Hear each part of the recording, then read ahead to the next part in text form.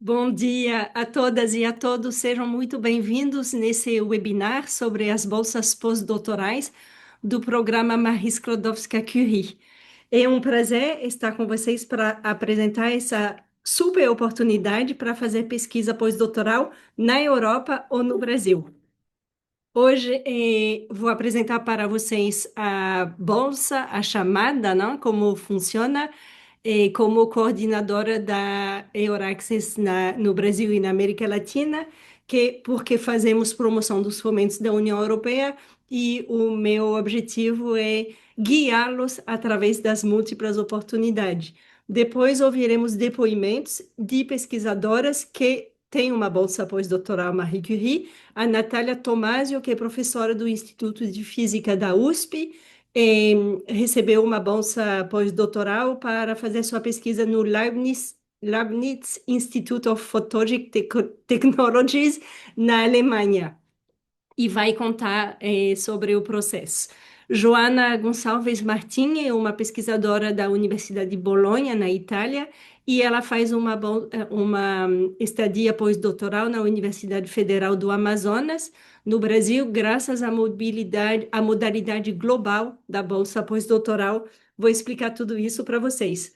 No final, responderemos as suas perguntas. Muitas das suas dúvidas vão ser respondidas ao longo do webinário, pois vamos tentar explicar a maioria dos pontos que vocês precisam saber para começar as suas candidaturas. Então, podem esperar o final do webinar para digitar na parte Q&A do Zoom e leremos as perguntas e responderemos no final.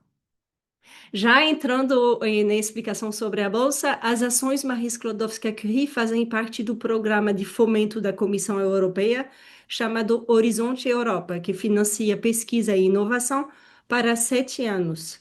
Vocês veem o primeiro pilar de excelência científica e as ações Marie Skłodowska-Curie, MSCA, também vou chamar de Marie Curie, o MSCA, tudo isso é o mesmo programa que tem um orçamento de 6,6 bilhões de euros para financiar pesquisadores ao longo de toda a sua carreira. Tem várias ações Marie Skłodowska-Curie, entre elas a bolsa pós-doutoral, na qual vamos focar hoje, pois a chamada está aberta, e a chamada de 2026 tem um orçamento de quase 400 milhões de euros para financiar 1.600 projetos. Entre eles, eu espero que alguns de vocês. Há também outras ações Marie Skłodowska-Curie que são abertas geralmente à participação de instituições, mas instituições do Brasil podem participar de consórcio para formar doutorando ou para realizar projeto de pesquisa através da mobilidade do seu staff. Essas são outras ações Marie Skłodowska-Curie. A bolsa pós-doutoral tem essa peculiaridade que são projetos de pesquisa, mas também de capacitação. O objetivo da Comissão Europeia é focar no desenvolvimento de carreira dos pesquisadores para eles e elas crescerem, eles desenvolverem também suas habilidades para aumentar sua empregabilidade no futuro. As bolsas pós-doutorais são abertas a pesquisadores de todas as áreas do conhecimento, não tem cota, não tem áreas predefinidas, prioritárias. Os resultados vão depender da demanda em todas as áreas do conhecimento. A bolsa pós-doutoral permite que vocês realizem seus pós-doc na Europa, e quando digo Europa, eu me refiro aos 27 países membros da União Europeia que aparecem nesse mapinha em azul, e também os países que são associados ao Horizonte Europa. E tem alguns países, principalmente do entorno europeu, como o Reino Unido, a Noruega, a Suíça, que são associados ao Horizonte Europa.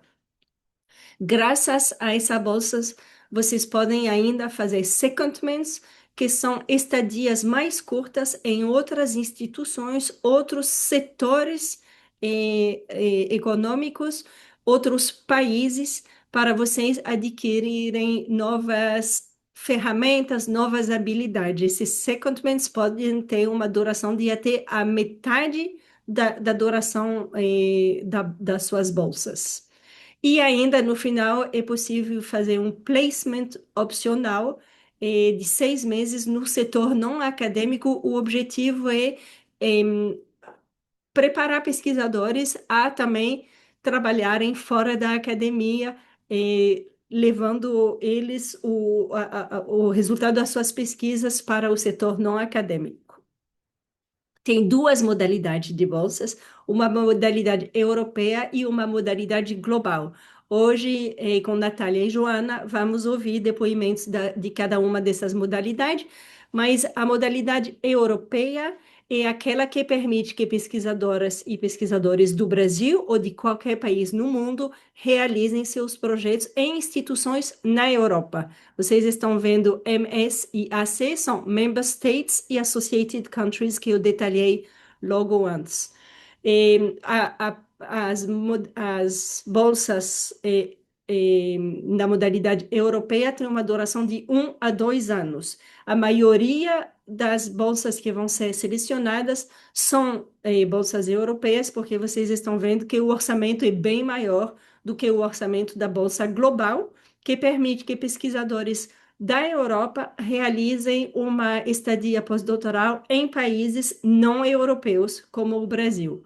Nesse caso, a bolsa dura 1 a 2 anos e é obrigatório, no final, voltar para a União Europeia para compartilhar o conhecimento que foi adquirido fora da Europa, no caso da Joana aqui no Brasil. Ainda nas duas modalidades, é possível fazer um placement no setor não acadêmico de 6 meses, continuando sendo considerado um fellow, um bolsista e recebendo um salário para isso.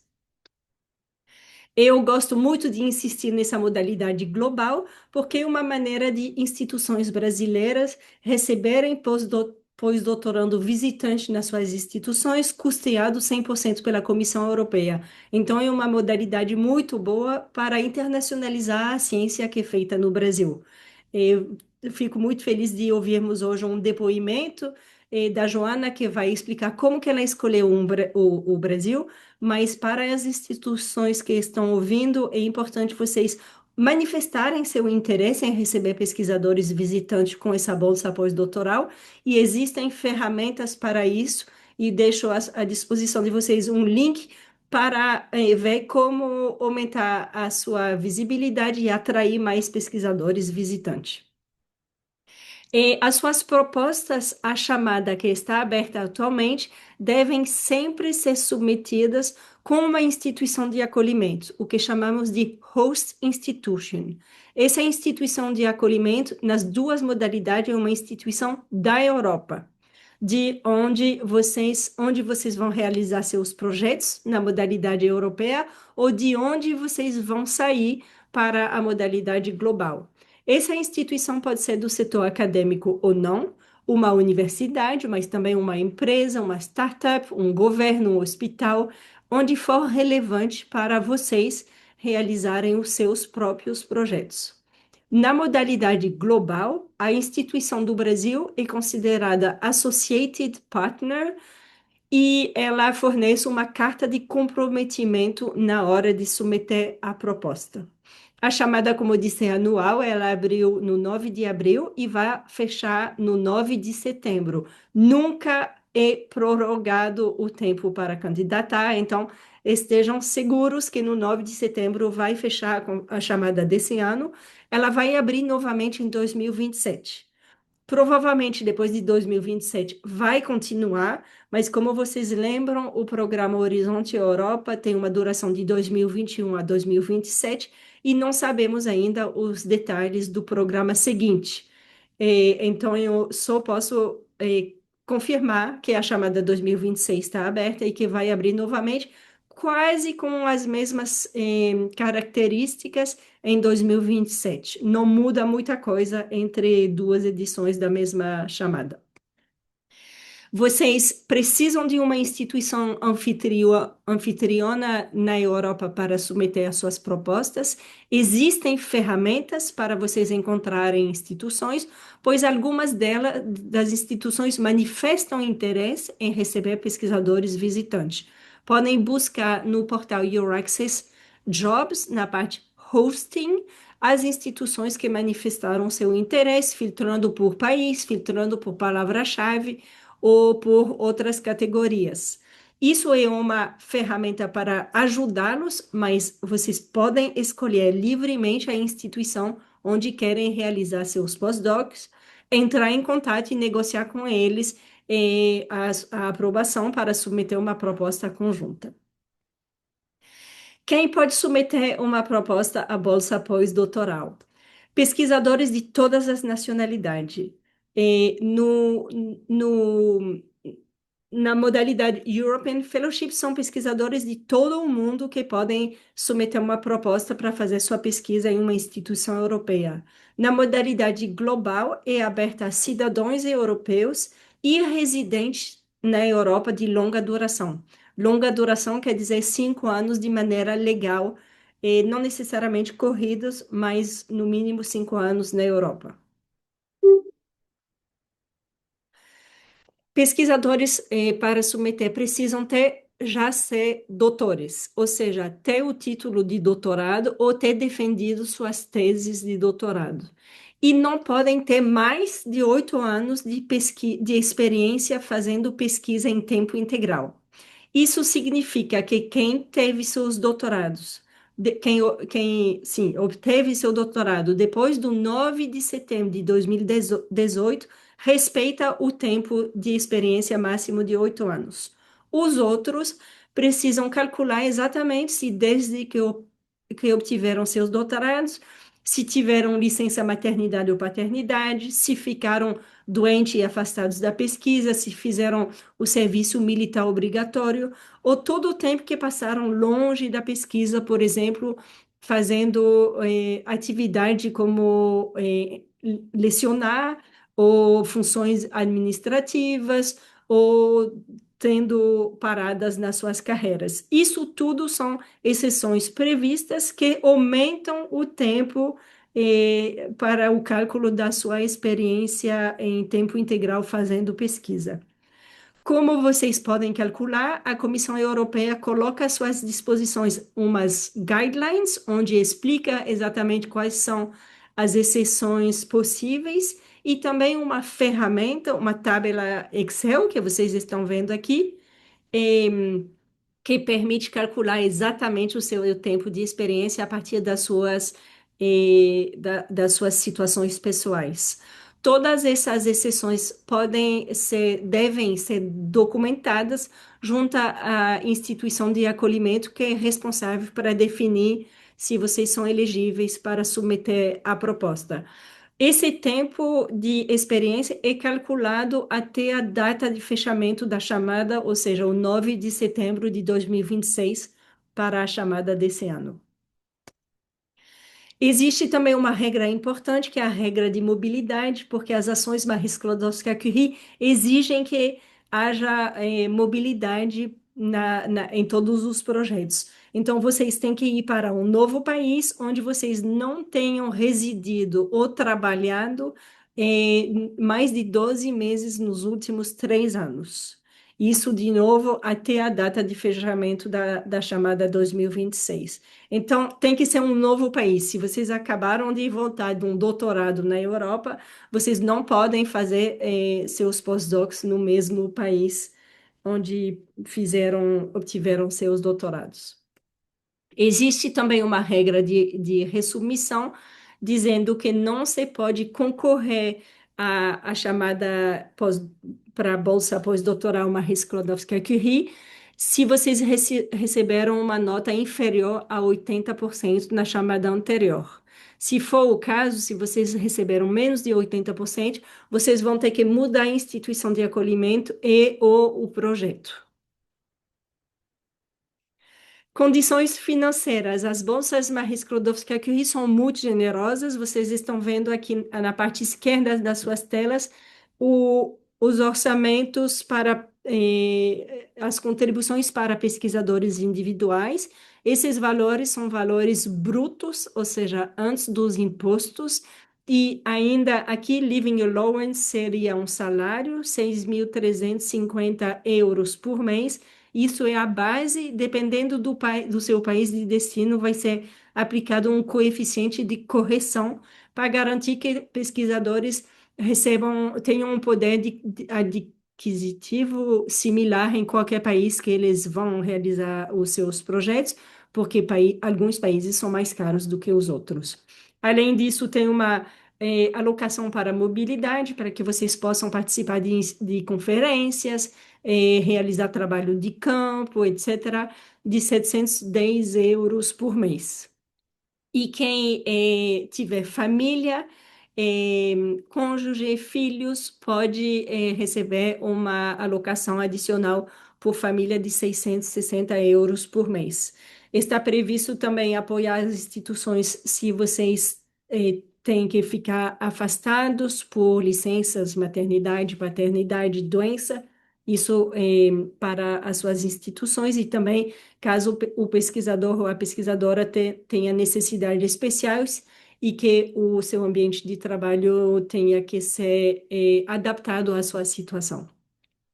A instituição também é remunerada para receber pesquisadores pós-doutorais Marie Sklodowska-Curie e para oferecer capacitação, treinamento as suas atividades de networking também, e recebe também uma verba para o manejamento das suas bolsas. Não fiquem preocupados com a preparação do orçamento. Deixa eu ver se está aqui. Não está, mas nos meus slides que vocês vão receber, vocês vão ver que a partir de como vocês vão encodar as suas situações, ou seja, o país de destino, o fato de vocês terem família, etc. Tudo isso, o seu orçamento da sua bolsa vai ser calculado de maneira automática a partir dos códigos que vocês vão preencher nas suas candidaturas. A avaliação da bolsa se baseia em três aspectos principais, que são a excelência, o impacto e a implementação dos seus projetos. A excelência conta por 50%, o impacto 30% e a implementação 20%. As propostas são submetidas em 8 painéis científicos diferentes que aparecem nas suas telas e vocês vão ter que informar também palavras-chave para definir quem vai avaliar as suas propostas. Se vocês não forem elegíveis, essa regra de 8 anos de experiência depois de obtiverem seus doutorados é uma coisa que faz que alguns de vocês vão ficar fora. Primeiro, verifiquem as exceções, porque são previstas para incluir o máximo de pesquisadores possíveis. Mas se não forem elegíveis, existem outros postdocs no âmbito do programa Marie Sklodowska-Curie. A sigla é CoFund. O que importa para vocês é que as vagas vão ser publicadas no portal Your Access Jobs. São vagas que são predefinidas pelas instituições que vão contratá-los, mas vocês podem encontrar essas bolsas que são muito boas e generosas também no portal, filtrando segundo os critérios do seu interesse. Renovem suas buscas, porque algumas vagas são abertas hoje e outras vão abrir amanhã, então é algo dinâmico que vale procurar com frequência. Finalmente, eu gostaria de dizer que vocês podem contar com o apoio dos pontos de contato nacional do programa Marie Sklodowska-Curie, que chamamos de NCP, National Contact Points. Tem uma NCP no Brasil, é a Flávia Cerqueira, que fica no Confap e que está à disposição para ajudá-los se vocês têm dúvidas sobre a chamada. Tem NCPs também em todos os países europeus. Alguns oferecem um serviço de releitura das propostas, e alguns têm informações muito importantes, dependendo do seu país de destino. É fundamental entrar em contato com os NCPs antes de começar. Eu acho que é o caso da Alemanha, por exemplo, também. Natália vai contar se ela entrou em contato com eles. Não hesitem em pedir ajuda, existe muita gente para ajudá-los. Primeiro, as suas instituições de acolhimento, seus supervisores, mas também não deixem de ler os documentos oficiais. Isso não tem onde fugir. São muitos documentos necessários. O primeiro é o Programa de Trabalho das Ações Marie Sklodowska-Curie, também é o Guia para Candidatos das Bolsas Pós-Doutorais Marie Curie. E tem também o projeto Radiance, que faz um handbook. A edição 2026 ainda não foi publicada, eu acho, mas a 2025 vai ajudá-los já muito. Então, eu sugiro vocês darem uma olhada. Os nossos colegas da Universidade de Corunha, na Espanha, compartilharam esse slide com a gente, onde vocês tem todos os links direto para os documentos necessários para começar as suas propostas. E Euraxes também tem uma página dedicada à Bolsa Pós-Doutoral Marie Sklodowska-Curie, onde vocês vão encontrar muitos links, vídeos, depoimentos de pesquisadores brasileiros e latino-americanos que conseguiram e compartilham com vocês dicas de como preparar propostas bem-sucedidas. Com isso, eu termino a minha apresentação. Eu deixo aqui os contatos da Euraxes no Brasil e América Latina para vocês acompanharem. Além da bolsa pós-doutoral, existem muitas outras oportunidades e nós sempre divulgamos na nossa lista de difusão e estamos à disposição de vocês para ajudar, se vocês querem realizar pesquisa na Europa ou colaboração científica com instituições europeias. Com isso, agradeço muito a atenção e eu gostaria de convidar a Natália Tomásio para compartilhar a sua experiência, dicas. Estamos ansiosos para escutá-la, Natália. Obrigada, Charlotte, pela oportunidade, pelo convite. Eu também estou feliz de compartilhar aqui da minha experiência, né? Eu estou sendo muito feliz na minha experiência com o financiamento da Marie Curie aqui na Alemanha. Então, para me apresentar, eu sou a Natália Tomás, eu sou professora doutora do Instituto de Física da USP e estou afastada das minhas atribuições da USP para a realização de pesquisa em nível de pós-doutorado no Leibniz Institute of Photonic Technology, em Iena, na Alemanha, junto ao grupo do professor Mark Schmidt, sob financiamento do Postdoctoral Fellowship da Marie Curie, né?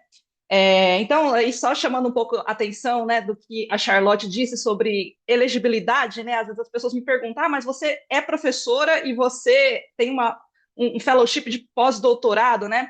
E eu me enquadro, acontece que eu me enquadro nos critérios de elegibilidade, porque não faz 8 anos que eu defendi meu doutorado, e eu não estive na Europa, em especial na Alemanha, nos últimos 3 anos, por mais de 12 meses, e tenho meu diploma de doutorado.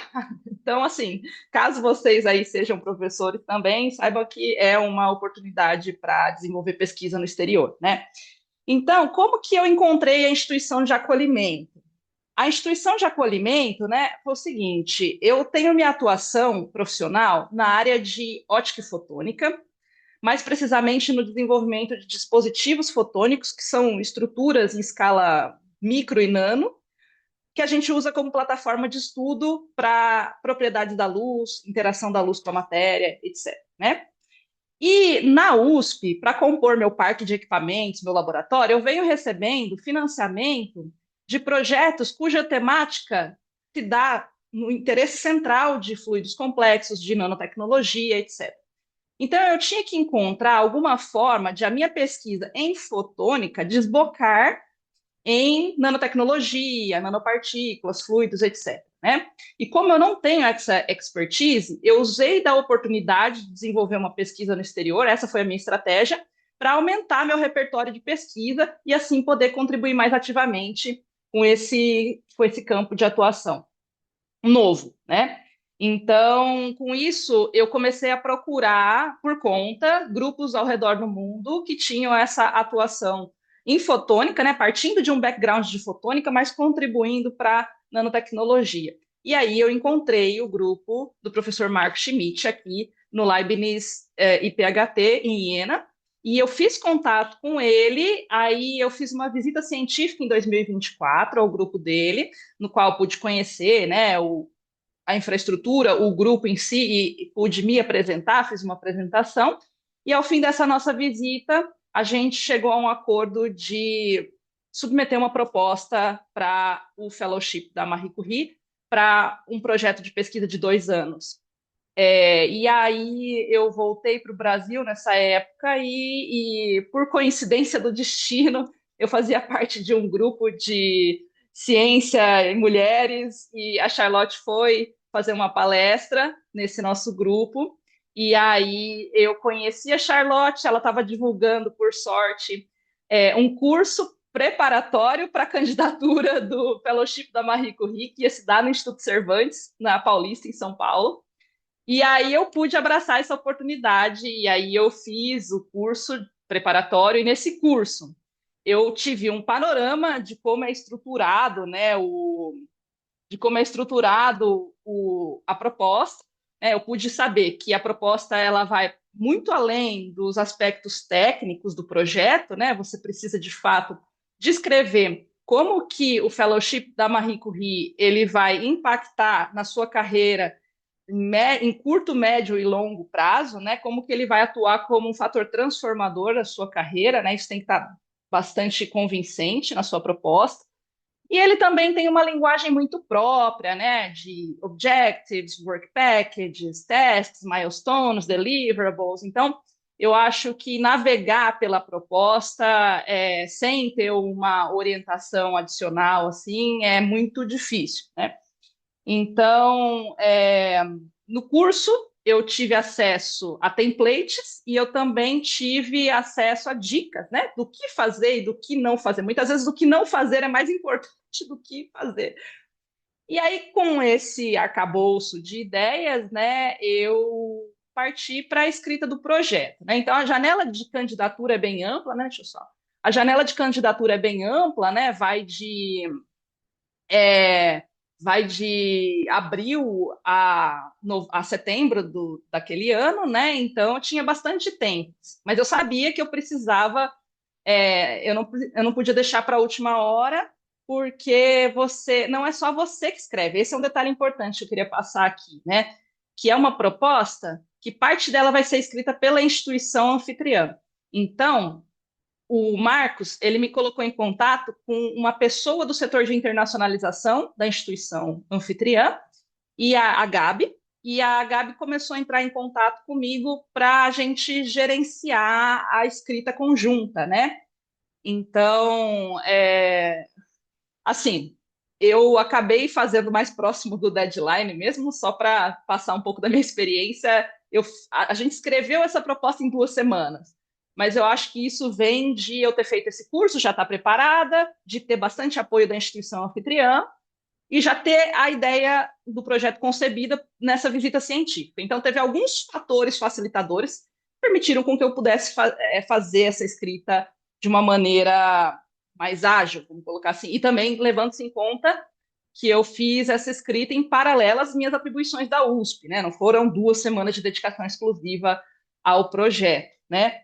É, E aí, uma dica que eu dou, assim, que me ajudou bastante, para além desses templates que eu peguei, né? O Marcos também me passou candidaturas de alunos dele, para que eu pudesse ter como exemplo. Eu acho que isso é de extrema importância, assim, quando você está escrevendo a proposta, você conseguir conversar com alguém que já teve a proposta aprovada, para que você possa ter a proposta da pessoa como exemplo, caso ela se sinta à vontade de te passar como referência, né? E para você também pegar dicas, né? Porque, como eu falei, eu acho que uma proposta como essa, com uma linguagem própria, com um monte de campos de preenchimento, é fundamental você saber o que não fazer, mais do que você saber o que fazer, sabe? E se você tem alguém que já tenha sido contemplado para te dar um norte, ajuda bastante. Eu não tive alguém, né? Mas como eu falei, eu tive o curso promovido pelo Euraxis e também material que o Marcos, meu supervisor, passou, né? Então, essa foi a minha experiência, mas me coloco à disposição, inclusive, né, para caso alguém tenha interesse de se candidatar e queira saber mais a respeito, queira é, ter minha candidatura como exemplo, eu me coloco à disposição aqui, sabe? Deixa eu ver o que mais que. E aí a Charlotte pediu para que eu respondesse uma pergunta sobre o que, que eu achei difícil, né? O que, que eu achei desafiador, e eu gostaria de ter mais apoio em que questão. E eu acho que o que é mais desafiador da proposta você escrever o Gantt chart, que é um cronograma de atividades do projeto, né? Então, esse Gantt chart, ele é um cronograma extremamente detalhado, onde você vai ter que colocar tudo que você vai executar no projeto, mês a mês, durante toda a duração do projeto. Então, se o projeto tem 2 anos, você vai ter que descrever nos 24 meses, se seguem, o que, que vai ser feito em detalhes. E isso é muito difícil, né? Porque parece que você precisava ter feito o projeto já para saber. Porque a pesquisa científica ela acomoda muito a imprevisibilidade, né? Então, escrever um projeto, um Gantt chart como esse é quase como ter uma bola de cristal, né? Mas, enfim, acho que serve para fins de organização, né? E aí, lá nesse Gantt chart, você vai ter que listar os objetivos, né? Aí, os milestones, que são os achievements, e aí com base nesses achievements, os deliverables, né? Então, tipo, uma vez tendo atingido essa meta, o que, que você entrega a partir dela? Um relatório, uma participação em conferência, um artigo, um curso que você vai promover, um aluno de mestrado que você vai pegar para orientar, enfim. Tudo isso tem que estar no Gantt chart. E aí, eu acho que essa foi a minha maior dificuldade, né, de montar um Gantt chart e conectar ele com a metodologia, porque uma parte do projeto que você tem que escrever a metodologia, né? E aí você tem que basicamente fazer ligação direta com o Gantt chart, descrevendo passo a passo, não esquecendo de listar os riscos de cada etapa do projeto, né?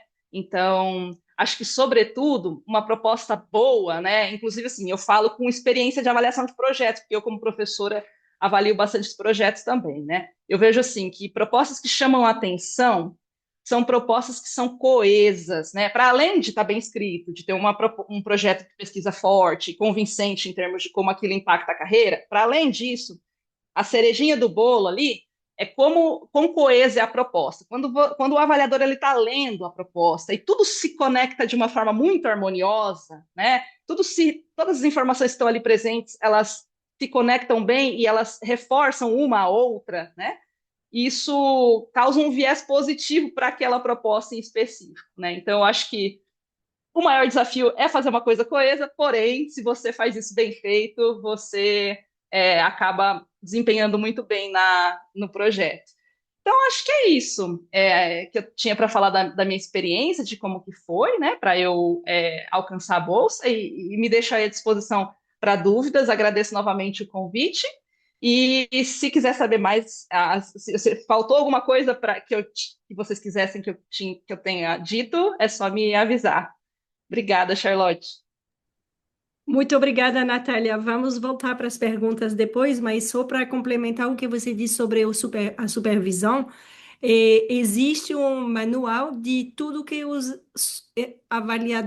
avaliadores, desculpa, vão ter que avaliar nas suas propostas. Então, isso é um documento que recomendamos que vocês leiam com atenção. O link está na apresentação. Agora eu gostaria de convidar Joana para fazer sua apresentação e agradecer mais uma vez a participação das duas. Muito obrigada pelo convite, Charlotte. Acho que já está. Eu Tá, também então, acho. sim, tá. Então, meu nome é Johanna Gonçalves Martim, eu sou médica, epidemióloga e também antropóloga social. Eu nasci na Venezuela, mas também sou espanhola, então eu fiz todo o meu doutorado, todos os estudos de graduação, pós-graduação na Europa. Então, para o Marie Curie, quando eu comecei a pensar nela, para mim foi realmente uma oportunidade. Eu estava com muito tempo já morando e trabalhando na Europa, de pensar no retorno, de pensar num trabalho de volta aqui em América Latina. Então, eu estava muito contenta com a possibilidade, com a bolsa que, neste caso, então, era Global Fellowships, de vir para o Brasil. Então, aí, podem ver, tem uma fase, a minha bolsa, o projeto se chama Moving Healing Plants, que é um projeto sobre a história das plantas e da mobilidade das plantas com as epidemias ao longo do Rio Solimões Amazonas. E tem uma parte que são 2 anos que é na UFAM, em Manaus, no Brasil, é uma fase de retorno que é na Universidade de Bolonha. Mas depois também tem uma coisa que é especial, que é um período de 6 meses de colocação, que é um tempo depois da pesquisa, onde eu vou trabalhar com uma ONG e começar a levar as coisas que eu aprendo nesta bolsa para outro setor que não é acadêmico, mas onde também a gente conseguiria implementar coisas importantes de aprendizagem para o trabalho no cotidiano. Então, esse é o nome da minha pesquisa. Então, vocês estão olhando o que passa? Sim, sim. Charlotte, Sim, você sim, está olhando estamos aqui? vendo, Tá, sim, já perfeito. o segundo slide. Tá, perfeito. Então, como eu estava falando, o projeto quer fazer uma história da mobilidade de plantas, não só de pessoas e patógenos, que é o que normalmente a história da medicina, a saúde pública está enfocando, mas também a mobilidade das plantas na história das epidemias. Se surgiu no tempo da pandemia, eu estava morando já na tríplice fronteira entre Brasil, Colômbia e Peru, e as pessoal aqui com a pandemia estava falando muito das plantas que eles estavam conhecendo, compartilhando. E aí, dentro desse tempo que eu estive fazendo pesquisa aqui, que foram 4, 5 anos, com a pandemia incluída, comecei a pensar neste projeto. Então, é um projeto que combina, por uma parte, a história da epidemias, por isso aqui é um mapa do Solimões Amazonas da história, trabalho de arquivo para compreender o que registraram os missionários, as instituições no tempo, né? Mas também com um trabalho atual com os indígenas, com povos indígenas, sobre as suas cosmologias, práticas e transformações das plantas. E também pensando a sua articulação com as políticas atuais de interculturalidade, uma saúde, planetary health e tudo isso. Então, é um projeto que, a verdade, não seria possível sem a Marie Curie. Eu estou muito agradecida por 2 razões. Primeiro, é a possibilidade, como Charlotte mencionou, não é só um projeto de pesquisa, realmente é um projeto para aprender. É também interessante quando você vai para além do seu campo. Eu mencionava muito nas todas as sessões onde eu também participei para preparar a proposta, mencionava muito isso, que é uma oportunidade, às vezes você quer fazer um postdoc em uma outra área que não é seu campo de conhecimento, neste caso, para mim, a história, a etnobotânica, a botânica, e não consigo oportunidades porque você não tem experiência já nesse campo, então tem que demonstrar para um postdoc que tem uma experiência no campo. No contrário, a Marie Curie promove precisamente que você vá para outro campo e comece a aprender. Então, por isso é que é uma pesquisa que não é só projeto de pesquisa que você vai escrever, mas tem que coordenar com os seus parceiros, com os que vão ser seus supervisores, o que você vai aprender com eles. É por isso que o tempo para preparar a proposta não pode ser só o que você pensa no seu projeto, mas realmente de falar com os seus supervisores e pensar os cursos e coisas que você vai aprender com eles. Então, para mim foi muito importante. A próxima é precisamente porque eu escolhi o Brasil. Está passando? Tá. Porque eu escolhi. Ah, passou duas. É, Porque eu escolhi o Brasil perfeito. como destino. Realmente era um pouco isso, não?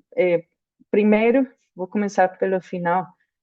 A experiência prévia aqui na fronteira entre Brasil, Colômbia e Peru, dentro da pandemia, me levou a contactar com vários dos colegas da UFAM e de outras universidades que fazem presença aqui, e comecei a olhar a possibilidade de ir para a UFAM, que tem um curso de pós-graduação em antropologia, é um núcleo de estudos da Amazônia indígena muito ativo, que recentemente recebeu uma avaliação de excelência no seu programa de pós-graduação. Então, eu comecei a conhecer isso e foi para mim uma oportunidade de estudar no Brasil. Na verdade, mesmo antes do doutorado, eu queria estudar no Brasil com a Fiocruz, tem muitas instituições muito importantes. Então, para mim, realmente, o Brasil sempre foi uma das opções. Tem esse grupo de referência mesmo mundial da antropologia, no geral, o Brasil é um centro muito importante da antropologia amazônica, mas é um sítio muito ativo com colaboração com indígenas, trabalhando com as cosmologias indígenas, com a etnobotânica, teorias da domesticação. Então, era um sítio que era muito importante para o projeto que eu estava começando a imaginar sobre plantas. E também estar no Brasil me permitia isso que eu mostrei na sessão anterior, que era ter acesso no terreno, no trabalho com as comunidades indígenas, mas também nos arquivos que estão na região, que são muito importantes. Então, essa possibilidade de fazer um postdoc que combinara um tempo no Brasil com depois uma volta para a Europa, foi muito importante para mim. Então, sim, como eu falei, vou passar à próxima. Realmente eu sempre tive interesse no Brasil, mesmo quando eu estava na medicina e a saúde pública. E tem várias outras disciplinas, como eu mencionei, o Brasil é um centro de excelência na antropologia amazônica, tem muitas escolas, muitas universidades muito importantes que estão em uma grande conversação com centros também importantes da etnologia e a antropologia amazônica, por exemplo, na Inglaterra, na França, e com muito reconhecimento. Então, mas também tem muitas outras disciplinas onde encontramos uma grande atrativo de estudar no Brasil. Temos todas as ciências biomédicas e, sobretudo, o tema de saúde coletiva e medicina tropical, que é muito forte no Brasil, que está também fazendo uma grande influência sobre o discurso mundial da saúde pública, saúde global. Temos também as ciências ecológicas e agrárias e da biodiversidade. Temos também a engenharia, a física, como a Natália estava comentando, a biotecnologia, e também outras ciências sociais, entre elas geografia crítica, filosofia. Então, realmente, as universidades do Brasil são muito, muito fortes, e eu acho que a Marie Curie é uma forma muito interessante de entrar em contato com elas e aprender num contexto de pós-doc. É uma vinculação também com a Europa. Então, para mim, isso significou também que eu podia estar aqui no Brasil, mas também reativar redes de pesquisa e de colaboração com a Europa, que eu desenvolvi durante os meus estudos de mestrado e doutorado. Então, foi muito interessante essa combinação de voltar também, para mim, sempre voltar para a América Latina, mas também voltar para a Europa e continuar no pós-doutorado fazendo essa interação entre redes e alimentando as duas. Então, isso enquanto a antropologia no Brasil. Pensando um pouco como foi que eu encontrei, então, a instituição Anfitrion. Então, como eu comentava, eu estava já trabalhando aqui na fronteira e já tinha conhecido algumas das pessoas que aqui no Brasil, o professor que é agora meu anfitrião.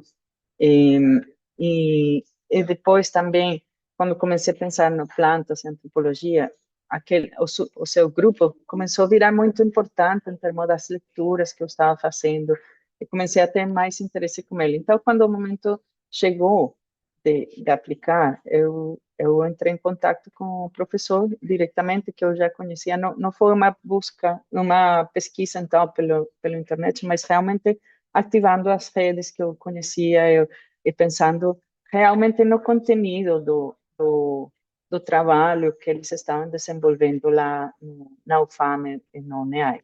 Então, foi assim, isso levou, então, depois para o seguinte passo, que é encontrar a carta de compromisso e começar a pensar todos os assuntos éticos e de registro da pesquisa, que vão tomar tempo, então é bem importante começar a pensar bem cedo nisso. Então, só para mencionar que também tinha conhecimento, conhecia a minha anfitriã na Universidade de Bolonha, e eu comecei realmente a pensar na preparação desta proposta muito cedo, faz mais de 4 anos, 2020.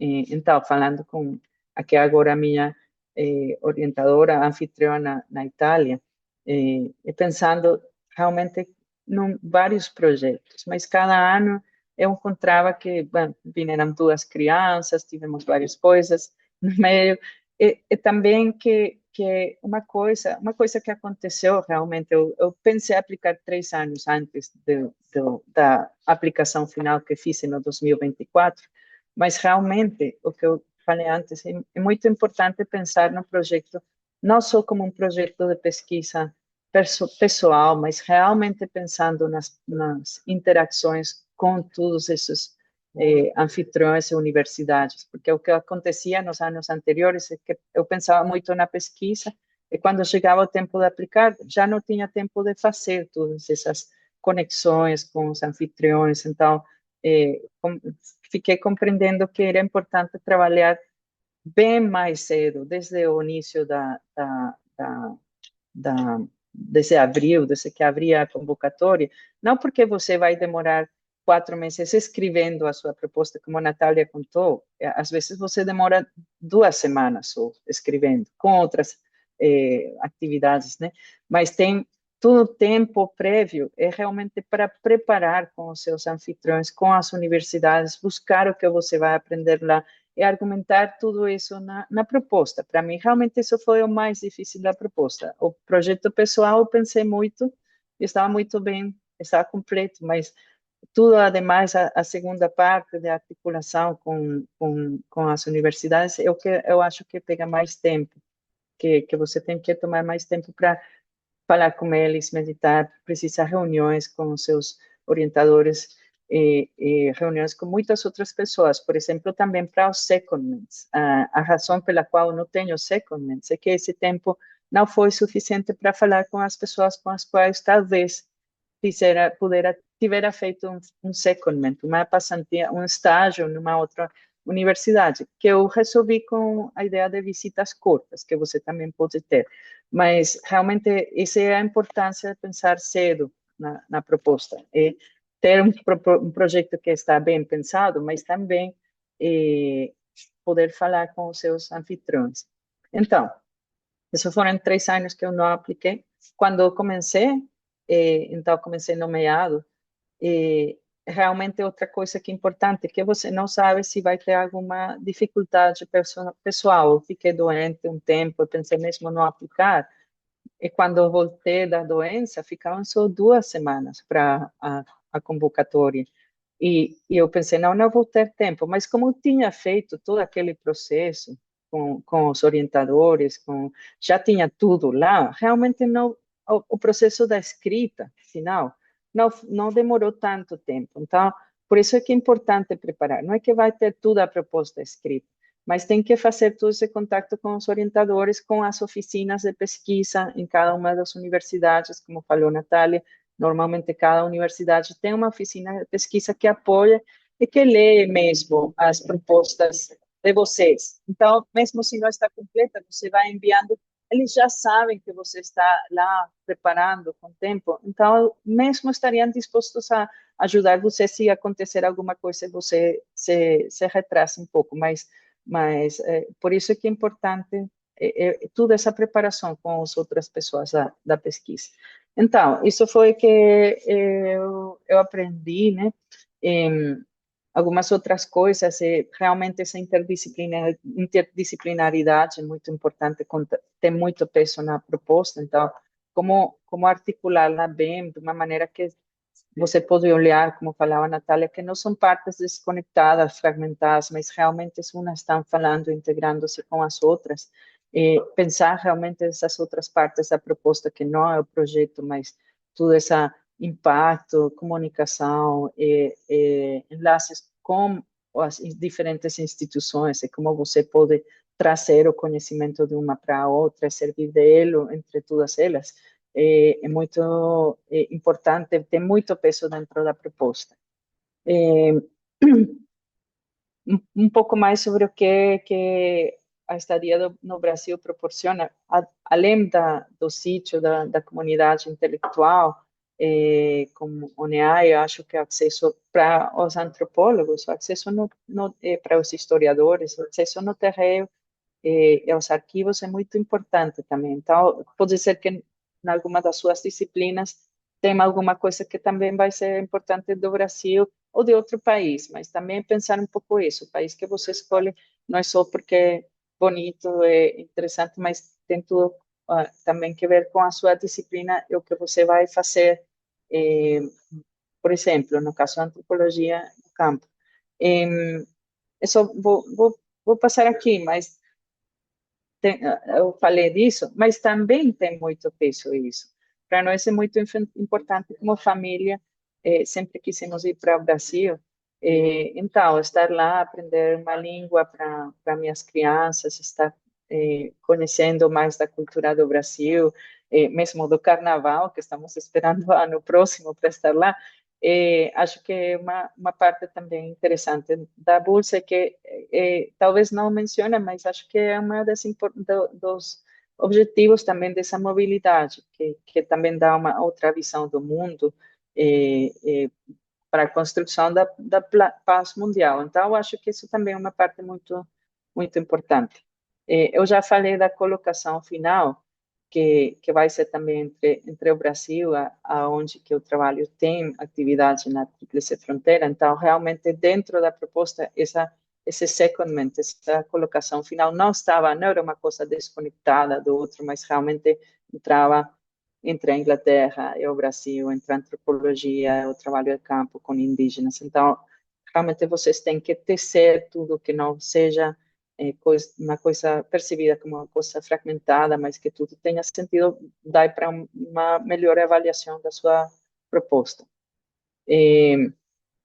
Finalmente, eu já falei de várias das coisas que eu estou escrevendo aqui, começar cedo, porque o supervisor é muito importante, é ideal se vocês conhecem um pouco também pessoalmente as pessoas, mas também tem a oportunidade, como a Charlotte falou, de encontrar pessoas muito interessantes através das redes da Euraccess e da União Europeia. Eu já falei pensar muito bem nas outras partes da pesquisa, que não são só o projeto, mas o impacto, a comunicação.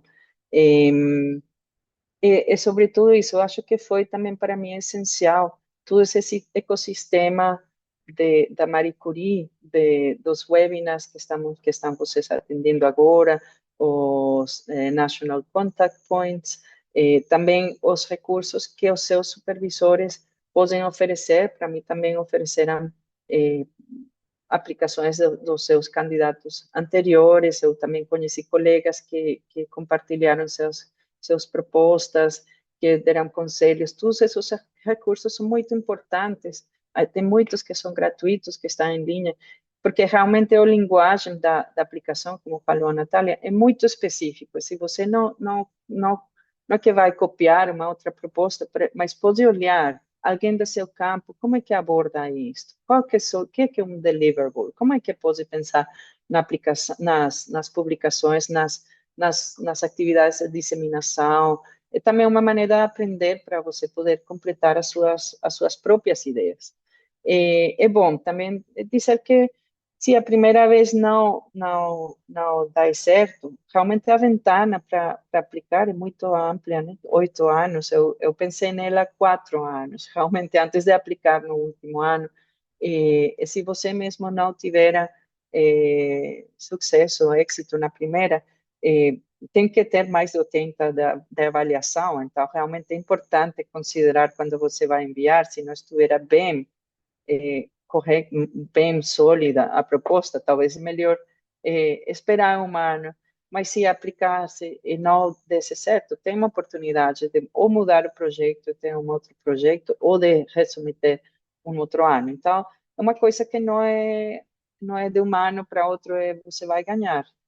Às vezes é um projeto bem pensado, você está fazendo outros pós-docs, e tem desde o tempo que termina o doutorado até que pode aplicar 8 anos. Então, uma coisa para ir considerando, talvez no princípio, depois do doutorado, você faz outras coisas e vai pensando neste, que talvez não vá ganhar o primeiro ano, mas talvez o segundo ou o terceiro.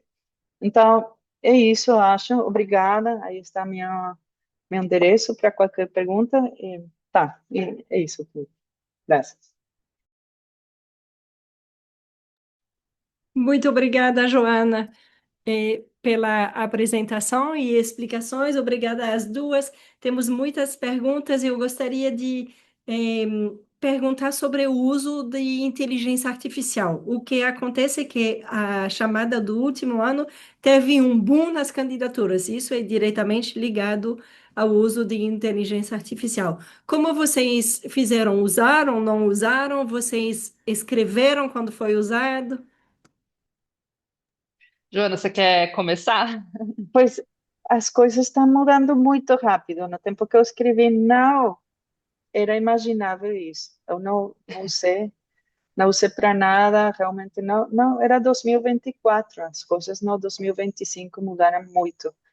Em, mas a minha postura geral é que essa tecnologia acho que é um uso interessante nas ciências, sobretudo para buscar, para conectar com outras coisas que você talvez não conhece, mas eu acho que é importante se apropriar da escrita, né? Quando você deixa que uma máquina dessas escreva, então, não sei, eu acho que a maneira de depois desenvolver um projeto seria como seguir o protocolo que alguém mais escreveu para você. Então, eu seria, no geral, com tudo que os acadêmicos nós escrevemos, eu acho que é interessante para consultar, você olha, tem mais literatura sobre isto, onde posso conseguir isto, o que você considera deste debate, como uma coisa um pouco como você faz agora, a gente faz agora com Google, que realmente tem uma inteligência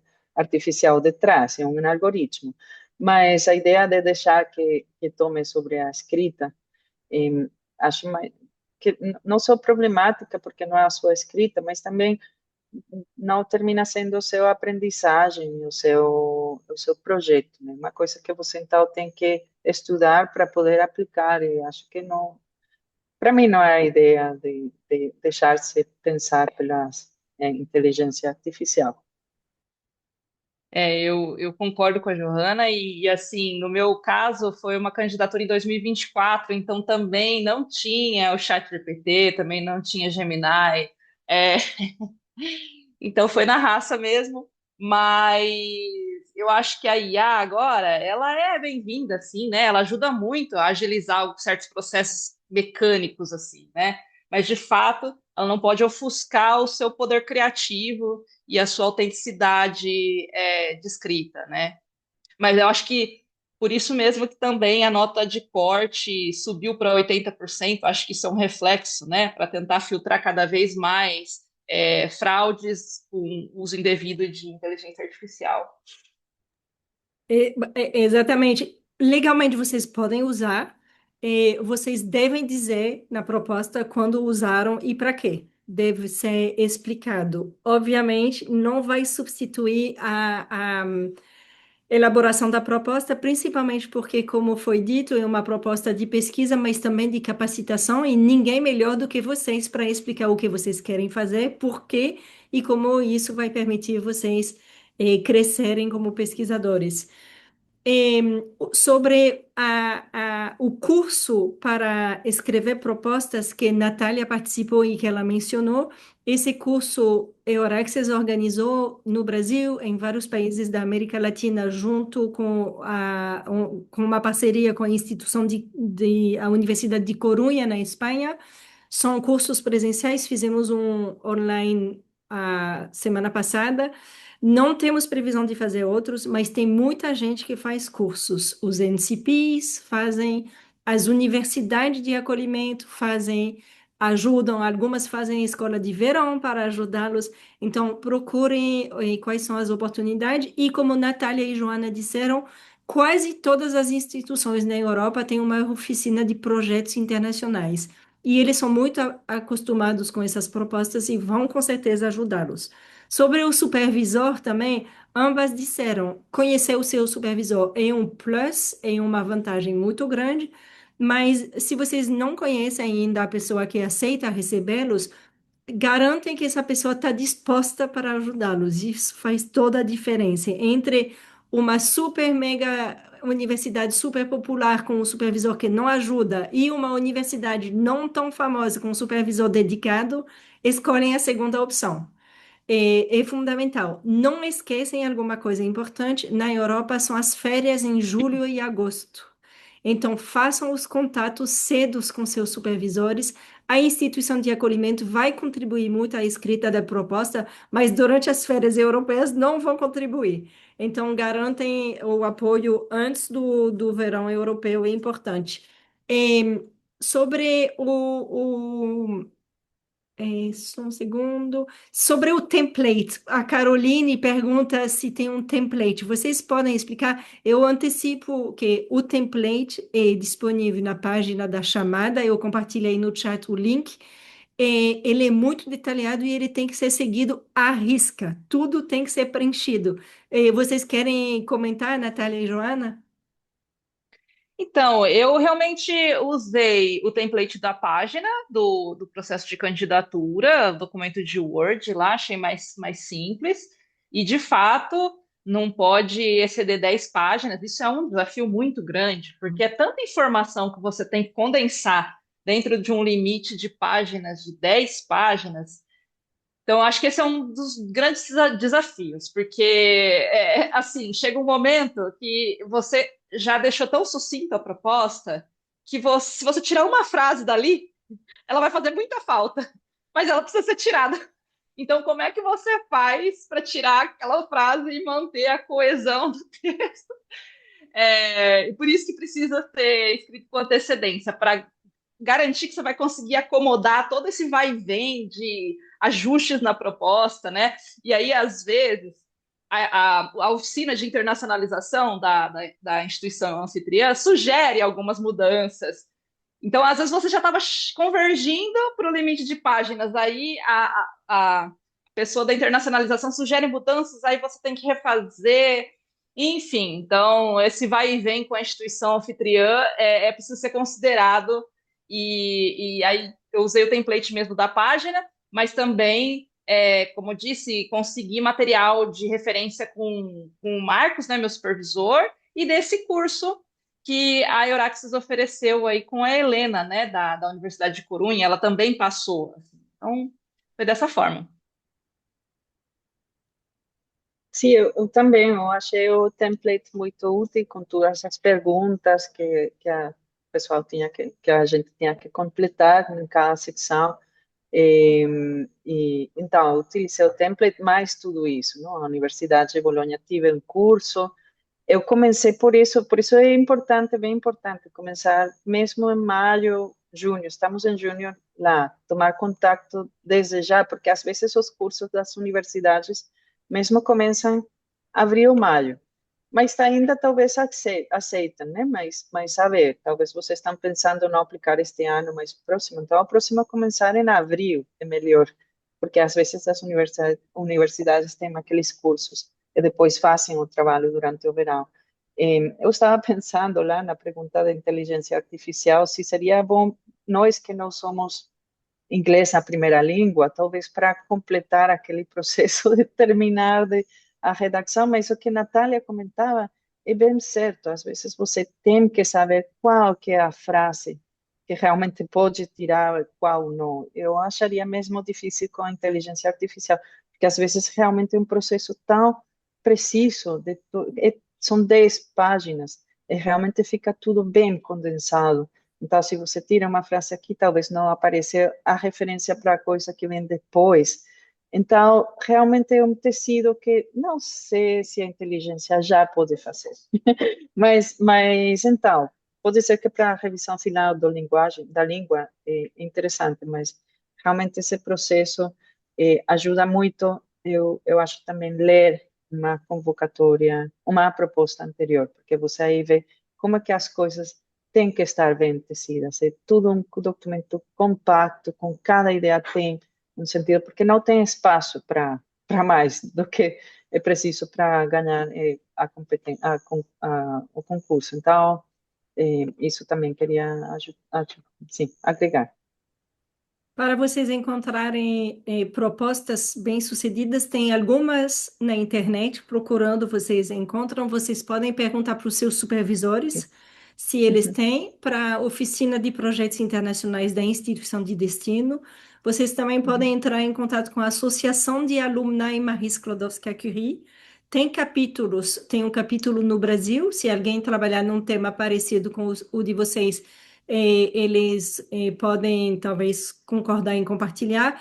O link, o e-mail da Associação de Alumni do Brasil está na minha apresentação e tem capítulos nos seus países de destino também, então podem uhum. entrar em contato com eles. Enfim, não falta gente para ajudar, mas com Sim. certeza o tempo é importante para isso. Rodrigo pergunta algo sobre sobre a necessidade de ter uma instituição no Brasil e o cofomento.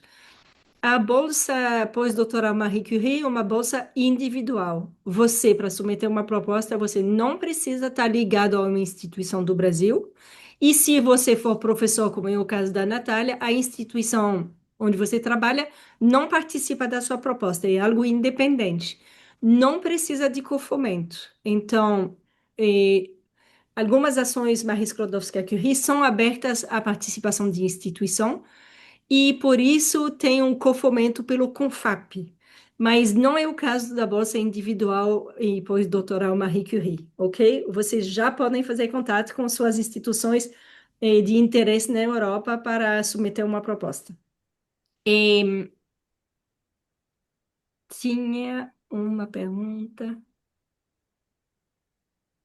sobre as diferenças dos secondment e placement, que sempre... Não, do secondment e placement, a diferença é que o placement é só no final da bolsa, 6 meses no setor não acadêmico, caso você tenha realizado a sua pesquisa num setor acadêmico, ok? O secondment são estadias durante a sua formação o seu projeto de até 2 anos. O secondment é para aprender novas técnicas ou para se especializar em algum tema que sua instituição anfitriona não oferece. Não tem limite de secondment, mas a duração máxima é a metade da bolsa. Então, se você tiver uma bolsa de 2 anos, você pode fazer secondments no total 12 meses. Sobre a duração da bolsa, as duas têm bolsa de 24 meses. É possível ter uma bolsa de 12 meses. Num um dos anos passados, tivemos um depoimento de uma pesquisadora brasileira na Espanha que tinha uma bolsa de 12 meses. Mas como são projetos ambiciosos, normalmente vocês precisam de mais tempo para realizar os seus projetos. Então, a maior parte das propostas são para 2 anos. Se há um período mínimo, Karina, são 12 meses. Sobre as publicações, vocês tinham publicações em periódicos indexados? Como vocês viram essa questão? Então, vou iniciar, né? Você, para se candidatar ao fellowship da Marie Curie, você tem que ter o perfil apropriado para se candidatar a uma oportunidade boa de pós-doutorado, né? Então, você tem que ter o que é esperado de você ao fim de um doutorado. Ou se você já tem um tempo corrido pós-doutorado, o que é esperado de você depois de estar numa posição de pós-doc por um tempo, né? Então, você tem que se preocupar em estar é, no perfil competitivo, né? E isso, de fato, vai envolver aí você ter um certo número de publicações. Mas mais importante do que o número de publicações são a qualidade delas e de que forma Uhum, que elas revelam a sua autenticidade de pesquisa, a sua originalidade de pesquisa e o seu potencial de contribuições à ciência, né? Então, acho que tem que se uhum, preocupar em como você convence os avaliadores de que, com as publicações que você tem, você é capaz de produzir contribuições disruptivas no seu campo de atuação, né? Então, se você tiver esse recurso, você vai estar apropriado para avaliação, vamos dizer assim, sabe? Então, é isso que eu tenho a dizer. Sim, eu concordo. Não, talvez não é tanto o número.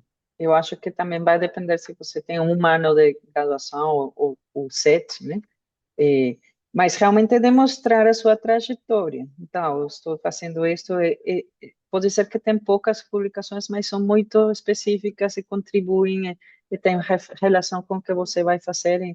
Então, é uma parte da avaliação de toda a proposta, não é a única. Então, também não é para dizer só tenho 4 publicações, não vou aplicar este ano. Não, acho que pode começar e se demonstra que com essas 4 você tem uma carreira que é sólida, um pensamento, um desenvolvimento que demonstra aonde que você quer chegar. Eu não deixaria de aplicar por isso. Eu acho que é importante, sim, ter publicações, mas também não é que vão ter um número mínimo de 10, 15, não, um pouco uma avaliação geral daquele momento onde você está, a sua proposta e as publicações que apoiam a proposta. Exatamente. Charlotte, deixa eu só Sim. adicionar um ponto nessa questão que eu esqueci, que eu acho que é importante, que é o seguinte, né? Na época que eu estava me candidatando para o fellowship da Marie Curie, eu também estava me planejando me candidatar para o Humboldt. O Humboldt é uma outra opção de financiamento que é para oportunidades na Alemanha, de pós-doutorado na Alemanha exclusivamente, né? E aí o Humboldt tem uma parceria com a CAPES, então tem uma candidatura que abre semestralmente. Todo semestre eles abrem uma chamada para candidatura. E aí aconteceu de eu receber a resposta da aprovação antes de precisar me candidatar para o Humboldt. Mas eu lembro que eu cheguei a olhar a candidatura do Humboldt e é muito mais sucinta e é muito mais. Liste suas 5 principais publicações, liste suas 5 principais participações em conferências internacionais, sei lá, é algo bem mais itemizado. Enquanto que no fellowship a candidatura do fellowship da Marie Curie, eu sinto que ela te permite contar sobre a sua trajetória. E aí você não fica restrito àqueles números, àqueles Uhum. itens, sabe? Eu acho que é muito mais, apesar de ser sucinto, de ter o limite de páginas e tudo mais, o fellowship da Marie Curie, eu me senti muito eu senti que eu pude contar a minha história, eu pude colocar minha trajetória ali, e aí você consegue trazer muito mais elementos do que esses números que às vezes te dão uma visão simplista sobre você, tá? Isso eu quero dizer. Uhum. Obrigada, Natália. Eh, Duas últimas perguntas, estamos chegando no final. Dentro do limite de 10 páginas do B1, vocês inseriram as listas de referências? Quais são as dicas de vocês? Porque a pessoa fica preocupada em colocá-las em nota de rodapé ou não, como poupar espaço? Pode começar, Joana. Sim, eu acho que estão lá, já não me lembro, mas acho que estão lá. Então, realmente, essas propostas é uma arte de contar o mais essencial, o que é verdadeiramente forte, com as referências precisas, não uma dessas que você vai colocar 80 referências. Eu me lembro de ter momentos que eu pensava, vou referenciar isto, depois pensar, não, não preciso, e pegar 2 linhas do espaço das 10 páginas. Então, sim, as referências estão lá, se eu me lembro bem, e tem que pensar muito, muito no final, eu coloquei todas no final, tem que pensar com muita claridade o que você vai comunicar com quais referências e o que você vai comunicar do seu projeto. Esse é o trabalho acadêmico, realmente, para publicar, para tudo. Então, sempre tem esse limite e sim, está aí por uma razão, acho que está bom, senão teríamos 90 referências para falar.